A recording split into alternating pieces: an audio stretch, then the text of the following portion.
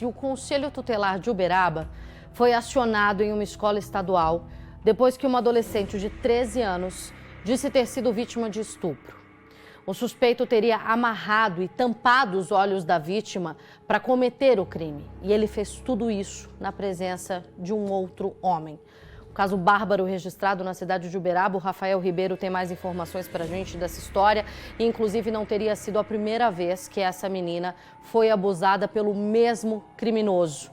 A mãe dela, inclusive, já teria conhecimento de tudo isso, Rafael? Sim, viu, Luciana? E o pior que sim, só que na época ela contou para os militares que não fez a denúncia porque tinha cortado relações com esse primo dela, com o pai do primo dela, que no caso seria o tio dela.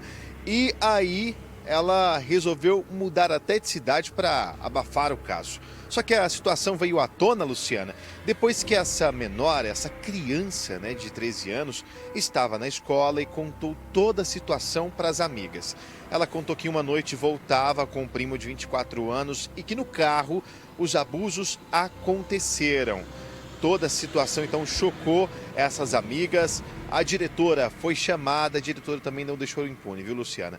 Ela chamou a Polícia Militar e o Conselho Tutelar. A Polícia Militar, inclusive, falou sobre essa ocorrência. Vamos ouvir.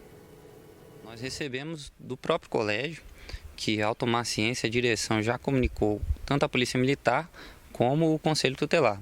E chegando lá, a gente obteve as primeiras informações de que teria sido esse conhecido da família que teria abusado da menor.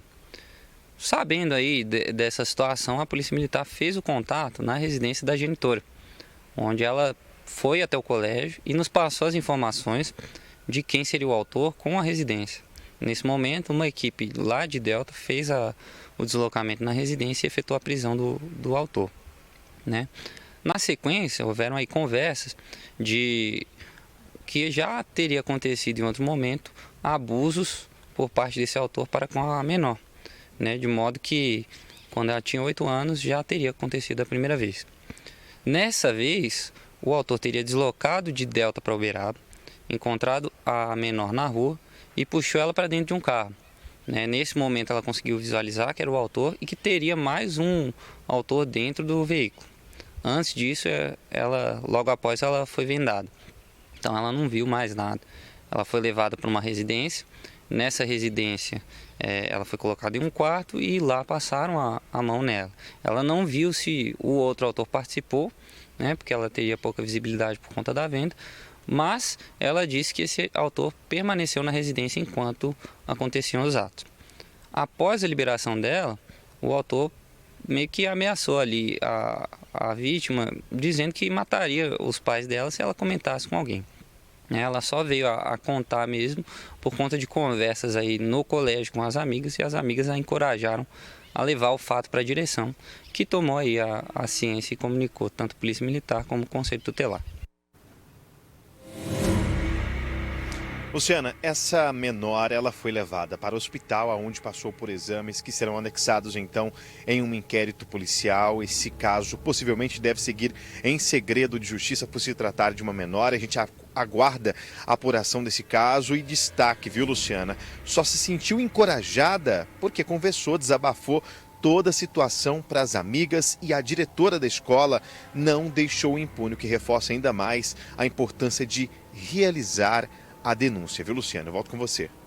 Nós estamos falando de um caso que é apurado na cidade de Uberaba e que está entre tantos outros que a Polícia Civil investiga a partir desse momento. Mas nós estamos falando também de um dos casos que reforçam a necessidade de denunciar mediante a primeira violência. Se esse homem fosse denunciado lá na primeira vez, quando a mãe tomou conhecimento do crime, talvez ele ainda estivesse preso. Pelo menos a gente quer acreditar nisso. Mas talvez ele já estivesse longe dessa menina.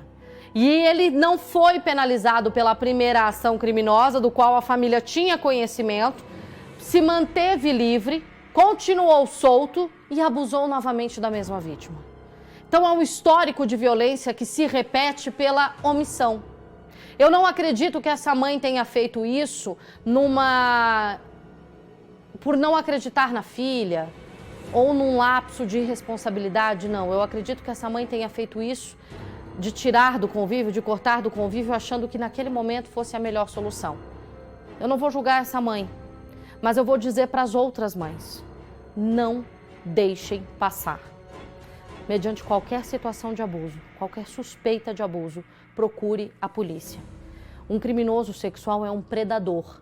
Enquanto ele não é parado, ele continua agindo. E nós estamos aí em meio a um mar de vítimas. Para um predador sexual, toda pessoa é uma vítima em potencial.